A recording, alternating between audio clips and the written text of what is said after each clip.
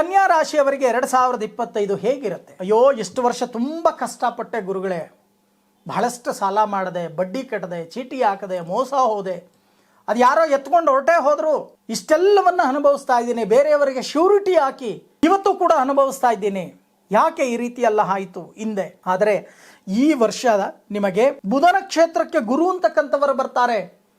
ಆ ಗುರು ಅಂತಕ್ಕಂಥವರು ಏನೆಲ್ಲ ಕೆಲಸ ಮಾಡ್ತಾರೆ?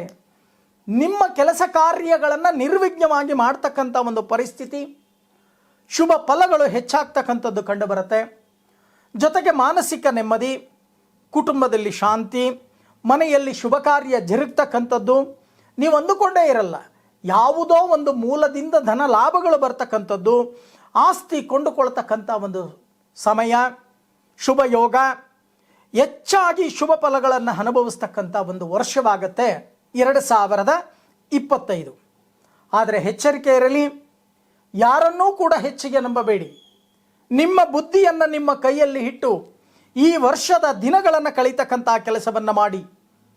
ಪರೋಪಕಾರಂ ಇದಂ ಶರೀರಂ, ಇನ್ನೊಬ್ಬರಿಗೆ ಸಹಾಯ ಮಾಡಲಿಕ್ಕೆ ದಿಢೀರಂತ ಹೇಳಿ ಮುಂದಾಗ್ತೀರ.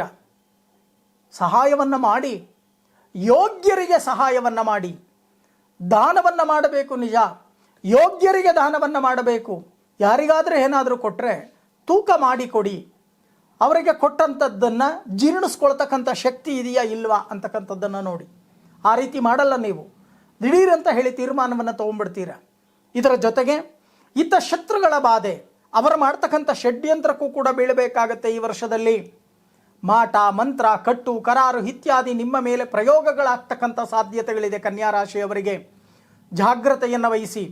ಯಾಕೆ ಈ ಮಾತನ್ನು ನಾನು ಹೇಳ್ತಾ ಇದ್ದೀನಿ ಅಂದರೆ, ನಿಮ್ಮ ಮೃದುತ್ವ, ನಿಮ್ಮ ಪರೋಪಕಾರ, ನಿಮ್ಮ ಬುದ್ಧಿಶಕ್ತಿ, ಹಿಂಪಾಗಿ ಮಾತನಾಡ್ತಕ್ಕಂಥ ನಿಮ್ಮ ಗುಣ ಮತ್ತು ಸ್ವಭಾವ, ಶಾಂತ ರೀತಿಯ ಸ್ವಭಾವ, ಇದನ್ನು ದುರುಪಯೋಗ ಮಾಡಿಕೊಳ್ತಕ್ಕಂಥ ಒಬ್ಬ ವ್ಯಕ್ತಿ ರಾಹುಗ್ರಸ್ತನಾಗಿ ನಿಮಗೆ ಹುಟ್ಟುಕೋತಾರೆ.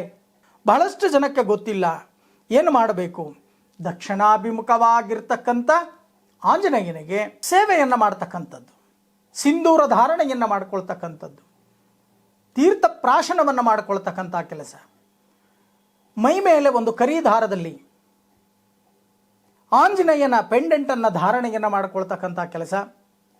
ಪ್ರತಿ ಗುರುವಾರ ಶಿರ್ಡಿ ಸಾಯಿಬಾಬಾ, ಶ್ರೀ ಗುರು ರಾಘವೇಂದ್ರ ಅಥವಾ ದಕ್ಷಿಣಾಮೂರ್ತಿ ಅಥವಾ ದತ್ತಾತ್ರೇಯರ ದೇವಾಲಯ, ಇಂಥ ದೇವಾಲಯಕ್ಕೆ ಹೋಗಿ ದೀರ್ಘದಾಂಡ ನಮಸ್ಕಾರವನ್ನು ಮಾಡಿದಾಗ ಸ್ವಲ್ಪ ಮಟ್ಟಿಗೆ ಅನುಕೂಲಗಳನ್ನು ನೀವು ಪಡಿತೀರ.